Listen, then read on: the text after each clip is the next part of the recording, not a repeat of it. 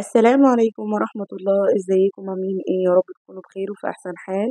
انا سمر من مطبخ وصفات سمر حسين، ودي قناتي. لو لسه مش مشتركة في القناة انزلي واشتركي في القناة وفعلي زر الجرس علشان يوصلك مني كل جديد. وما ننساش الدعاء لأهلنا في غزة، ربنا ينصرهم نصرا يتعجب منه أهل السماوات والأرض. وصفتنا النهاردة كحك العيد الجميل الدايب الحلو ده، هنعمله إن شاء الله مع بعض بكل سهولة، وإن شاء الله هينجح معاكي من أول مرة. مش هينشف ومش هيبقى دايب بزيادة. هنعمله بخطوات حلوة وسهلة.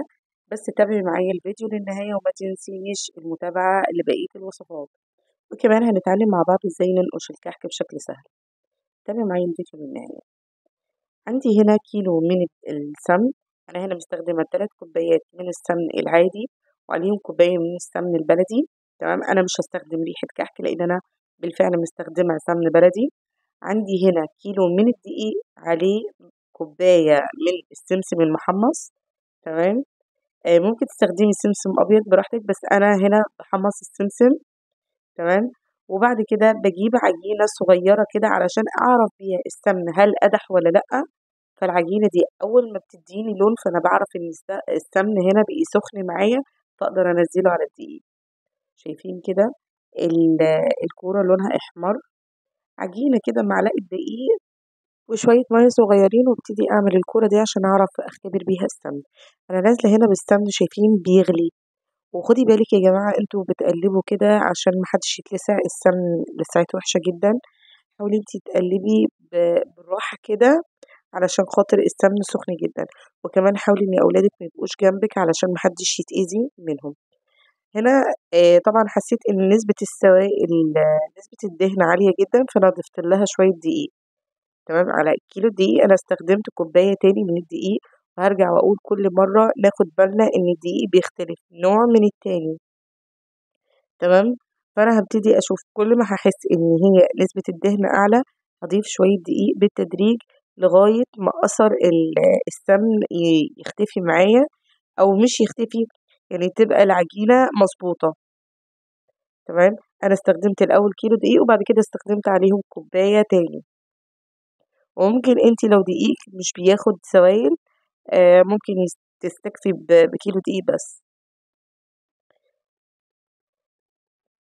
شايفين انا بنزل شوية دقيق بالتدريج بالتدريج لغاية ما احصل على النتيجة اللي انا عايزاها. قلبي كده لغاية كل دقيق ما تتداخل مع بعضه، يختفي تماما معانا. بعد كده هننزل بكوباية من المية، كوباية الشاي، كوباية مية عليها معلقة كبيرة من خميرة النشادر، ومعلقة صغيرة من البيكنج باودر. تمام. ادي عندي هنا معلقة كبيرة من خميرة النشادر، ومعلقة صغيرة من البيكنج باودر. شايفة الفوران اللي بيحصل ده من تفاعل النشادر والبيكنج باودر مع بعض. هنزل بالتدريج كده، ابتدي اقلبهم مع العجين ونقلب بسرعة. الخطوة دي الخميرة النشادر هتغنيكي عن الخميرة الفورية أو خميرة الكحك. تمام، بتخلي الكحك ينفش معانا ويبقى شكله حلو. وكمان بتدينا تيست كده فيه تحسي كده ان انت بتاكلي نواعم. والخطوة دي مش هتلاقي اي حد بيقولك عليها، فكرة خميرة النشادر مش اي حد يعرفها. فجربوا الخطوة دي حلوة جدا. نحط معلقة كبيرة من خميرة النشادر ومعلقة صغيرة من خميرة البيكنج باودر. أنا بعد ما قلبت المكونات كده، شايفين العجينة أهم حاجة تكون مش بتشقق وبتتلم معايا بسهولة في إيديا. أنا هبتدي أجرب النقش بتاع الكحك علشان أشوف النقشة هتطلع مظبوطة معايا ولا لأ. شايفين اللهم بارك النقشة طالعة مظبوطة جدا، والعجينة تبارك الله. امشوا على الخطوات زي ما انتم شايفين في الفيديو كده، وهتطلع معاكي إن شاء الله ناجحة. تمام. ده شكلها كده بعد ما نقشنا الكحك، فالعجينة متماسكة وفي نفس الوقت طرية وحلوة. أهم حاجة نغطي العجين علشان خاطر الوش ما ينشفش والسمنة تجمد بسرعة معانا. وكمان لو عندك اللي هو حافظة الطعام اللي بتحتفظ بالطعام سخن دي، حطيها فيها علشان ايه، لو انتي بس اللي بتنقشي الكحك علشان ما يجمدش بسرعة معاكي فتحتفظ بالحرارة. تعالوا نجرب بقى مع بعض الأشكال بتاعة النقش. أنا هنا عملت الكحك على شكل كورة، وبعد كده عملت خط من النص. بعد كده عملت خطوط بميل على جنب. بعد كده أخدت الكحكة بدوران كده بنقشة. ده أول شكل. الشكل التاني برضه هندوّر العجينة، وأهم حاجة أنا باحاول ألِم العجينة في إيديّا كده عشان أكوّرها، وأهم حاجة الشكل يبقى مضبوط. تمام. بعد كده هنعمل إيه، الشكل التاني بنعمل 3 خطوط بالطول و3 خطوط بالعرض، 3 خطوط بالطول و3 خطوط بالعرض، وهكذا لغاية ما أخلّص الكحكاية كلّها، 3 بالطول و3 بالعرض. ده شكل تاني. ممكن تعملي كمان 4 خطوط بالطول و4 خطوط بالعرض. باعتذر عن صوتي يا جماعة عشان بس آخدة دور برد. تمام. هنخلّص كل الأشكال دي. ده الشكل التاني معانا. طيب لو أنتِ مش عارفة تتحكمي في الكحكاية في إيديكِ، هتجيبي أي غطا عندِك أو scrubber أو أي حاجة تحطّي عليها الكحكاية، وتبتدي تدوّري في الغطا زي ما أنتم شايفين.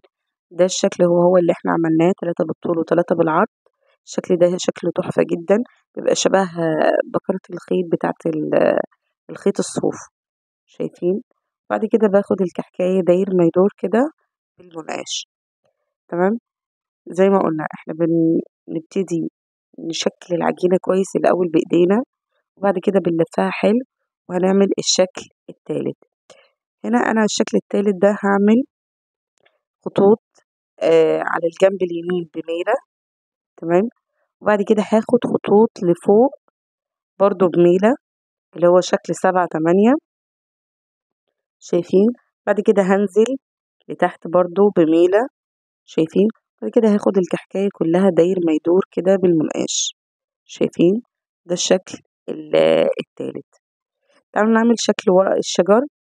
أنا الأول باملِّك العجينة كويس، يعني باحاول أضبطها، وبعد كده بالِفّها كده على إيدي. تمام. وابتدي أعمل شكل ورقة الشجر، إن أنا باخلّي وشّها رفيّع لتحت، وأفضل أضبّط كده لغاية ما يدّيني شكل ورقة الشجر. زي ما أنتم شايفين كده أنا باحاول أضبّط لغاية ما يدّيني الشكل اللي أنتم شايفينه دلوقتي. بعد كده هاعمل خط من النُص زي ما أنتم شايفين، وحاولي ما تضغطيش على المنقاش عشان العجينة ما تطلعش فيه. وبعد كده هاخد خطوط بميل من الناحية اليمين، وبعد كده هاقلب الشكل وآخد العكس، اللي أنا الأول عملته لتحت، بعد كده هاقلب العجينة وآخدها لفوق، وادّاني الشكل اللي أنتم شايفينه، شبه ورقة الشجر بالضبط. هنخلّص كل الكمية دي زي ما أنتم شايفين، عملنا كذا شكل بكل سهولة، شايفين الأشكال تبارك الله.